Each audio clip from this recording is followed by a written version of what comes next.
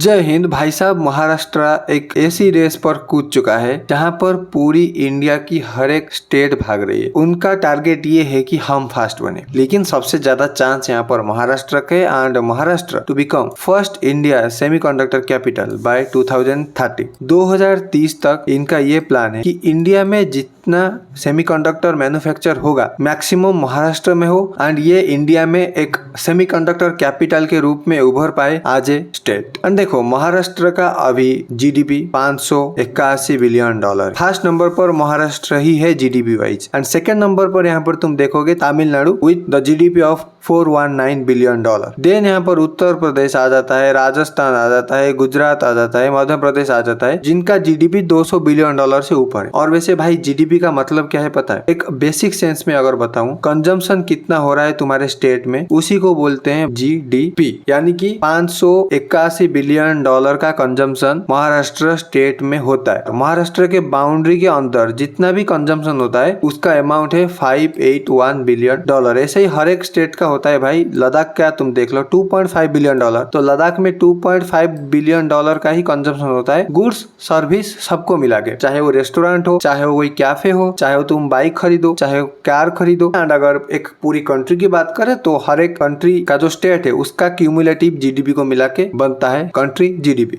And India का country GDP अभी 4.19 billion dollar का है। एंड अगर ग्रोथ को देखोगे ना भाई साहब, महाराष्ट्र का ग्रोथ रेट सबसे ज्यादा है। यहाँ पर 10% का ग्रोथ रेट से भाग रहा है महाराष्ट्र। एंड मोस्ट प्रोबेबली मैंने इसके ऊपर भी एक वीडियो बनाया था, महाराष्ट्र पहली 1 ट्रिलियन डॉलर की इकोनॉमी बनने वाला है अगर स्टेट की बात करें पूरी इंडिया में। एंड उत्तर प्रदेश सरकार भी यहाँ पर उनके पीछे रेस पे लग गए। खैर महाराष्ट्र और उत्तर प्रदेश के बीच में ऑलमोस्ट 200 बिलियन डॉलर का गैप है, लेकिन अगर तुम इन्वेस्टमेंट को या मेरे चैनल को खैर फॉलो करते हो तो पता होगा उत्तर प्रदेश में बहुत सारे इन्वेस्टमेंट अभी डाला गया है, चाहे वो स्मार्टफोन से रिलेटेड हो, चाहे सेमीकंडक्टर से बनाना हो, चाहे वो मैन्युफैक्चरिंग करना हो। तो क्या होगा बताए भाई, बूम करेगा हठात एकदम उत्तर प्रदेश की जीडीपी। 200 बिलियन डॉलर खैर कोई इतना ज्यादा होता नहीं इन कंपैरिजन टू वर्ल्ड। देखे ये रेस दोनों लग चुके हैं भाई, कौन पहली ट्रिलियन डॉलर की स्टेट बनेगा। तमिलनाडु खैर महाराष्ट्र के आसपास ही है, लेकिन तमिलनाडु इस रेस में इतना ज्यादा एग्रेसिवनेस नहीं दिखा रहा है जितना उत्तर प्रदेश दिखा रहा है। और होना भी चाहिए भाई साहब, अगर इन दोनों के बीच में कंपटीशन होगा तो इंडिया का ही ओवरऑल फायदा होगा ना। अगर महाराष्ट्र मान लो 800 बिलियन डॉलर का हो जाएगा तो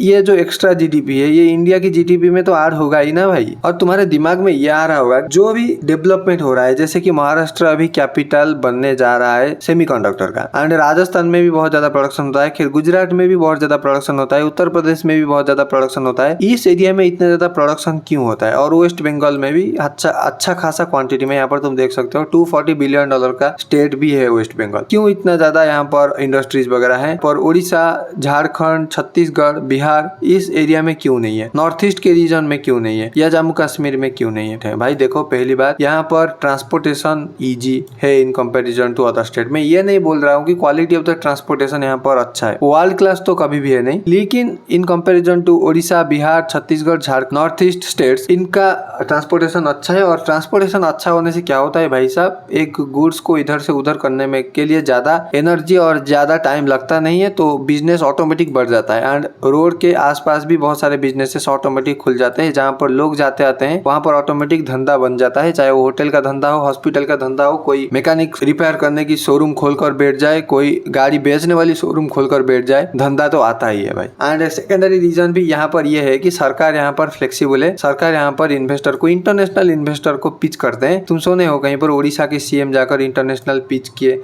कि उड़ीसा में इतना इन्वेस्टमेंट किया जाएगा। हटा जी, कोई नहीं जाता। महाराष्ट्र के सीएम भाई साहब टेस्ला के साथ फोटो खिंचाए थे एलन मस्क जब अपना पहली शोरूम मुंबई में। तो ये जीडीपी बढ़ने से क्या होगा? जीडीपी बढ़ने से भाई साहब लोगों की कंजम्पशन बढ़ेगी। एंड तुम नोटिस किए होंगे तुम्हारे दादा परदादा के टाइम पे जब फोन वगैरह नहीं था, पैसा वगैरह इतना ज्यादा नहीं था, सब नोकिया के फोन यूज करते थे। तो नोकिया के फोन में भी सेमीकंडक्टर यूज होता था। तो वहां पर जो सेमीकंडक्टर यूज होता था वो बहुत कम क्वांटिटी में यूज होता था, क्योंकि अगर देखें पूरी गांव में 3-4 लोगों के पास फोन होगा जो कि अच्छे खासे रईस इंसान होंगे। लेकिन आज पर द टाइम अभी लोगों के पास पैसा आ गया एंड अभी लोग अपने पैसे पॉकेट में पकड़ कर घूम रहे एंड हर एक इंसान की स्टैंडर्ड ऑफ लिविंग बहुत ऊपर तक चला जा चुका है एंड फॉर दैट रीजन हम खोजते हैं कंफर्टेबिलिटी, हम खोजते हैं प्रीमियमनेस, सो दैट अभी बच्चे के पास स्मार्टफोन है।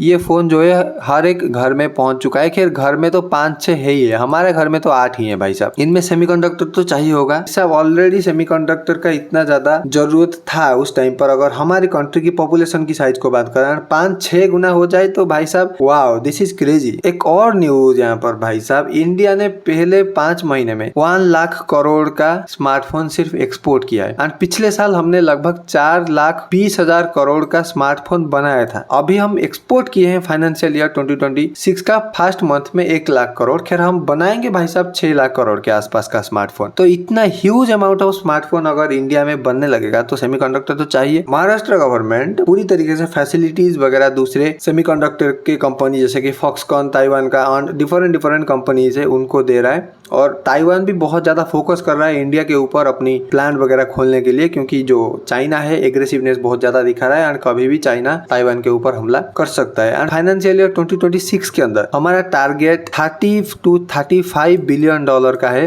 स्मार्टफोन एक्सपोर्ट का। यस, 35 बिलियन डॉलर भाई साहब बहुत ज्यादा होते हैं ये नंबर। पिछले साल हमने 24 बिलियन डॉलर का स्मार्टफोन एक्सपोर्ट किया था। खैर ये जो स्मार्टफोन वगैरह है ये हमारा लाभा माइक्रोमैक्स कंपनी का नहीं है या कोई इंडियन कंपनी का नहीं है, सही वही Vivo, Oppo, Realme, Apple, maximum तो एप्पल ही है, सैमसंग, ये कंपनी जो कि है बाहर के हैं, south Korea, China, America. This data को यहाँ पर देख लो। फाइनेंशियल ईयर 2023 के अंदर हमने 25,000 करोड़ के आसपास का स्मार्टफोन एक्सपोर्ट किया था एंड टोटल पूरा साल में 90,000 करोड़ का स्मार्टफोन एक्सपोर्ट किया था। एंड ये जो डेटा है ये फर्स्ट 5 मंथ का है, ठीक है। फाइनेंशियल ईयर 24 के अंदर 47,000 इन फर्स्ट 5 मंथ, देन 25 के अंदर 64,000 crore in first 5 month and then now 1 lakh crore. And ये डेटा को अगर तुम नोटिस करोगे एवरी साल हम ऑन एन एवरेज 50% के ग्रोथ मारकर चल रहे हैं, 50%। नेक्स्ट साल अगर ये ग्रोथ कायम रहा तो हम फर्स्ट 5 मंथ में 1.5 लाख करोड़ का स्मार्टफोन एक्सपोर्ट करेंगे। इंडिया का जो नेक्स्ट साल का डिफेंस इक्विपमेंट मैन्युफैक्चरिंग का टारगेट है 3 लाख करोड़,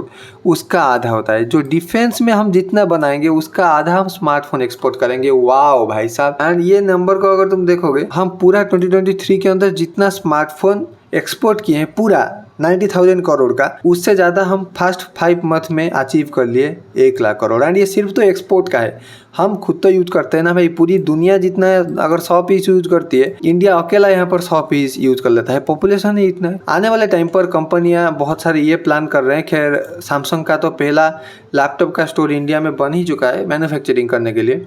एंड डिफरेंट बहुत जल्द एप्पल भी अपना सेटअप लाने वाला है। ईयरपॉड वगैरह तो थोड़े थोड़े वो बना ही रहे हैं। एंड डिफरेंट प्रोडक्ट्स अभी आना बाकी है, डिफरेंट कंपनी अभी आना बाकी है। देखोगे तुम 2030 तक इंडिया एक दूसरे फेस से जाना जाएगा भाई साहब। इलेक्ट्रॉनिक्स के मैन्युफैक्चरिंग हब यहाँ पर होने लगेगा। हमको प्रॉफिट क्या होगा, हम खुद भी सीख जाएंगे कुछ बनाना। थोड़ा हद तक हम वहाँ पर सेल्फ रिलायंस बन सकते हैं आने वाले 5-6 सालों के अंदर। एंड सिर्फ स्मार्टफोन थोड़ी सेमीकंडक्टर यूज करता है भाई, वारफेयर में भी तो यूज होता है, डिफेंस सेक्टर में भी तो यूज होता है। यहाँ पर ब्रह्मोस पर भी सेमीकंडक्टर लगता है भाई साहब। ये जो आकाश या डिफेंस सिस्टम है इस पर भी लगता है। और हम अनंत शास्त्र मिसाइल डिफेंस सिस्टम डेवलप कर रहे हैं 30,000 करोड़ का, इसमें भी तो सेमीकंडक्टर यूज होगा। एंड जो हम 5th जनरेशन का एयरक्राफ्ट बना रहे हैं एम का, उसमें भी तो होगा। एंड हमारे तेजस एयरक्राफ्ट में भी तो सेमीकंडक्टर का जरूरत होगा। नो डाउट सेमीकंडक्टर एक ऐसा वेपन बन चुका है जो कि पूरी दुनिया को जरूरत है। अगर महाराष्ट्र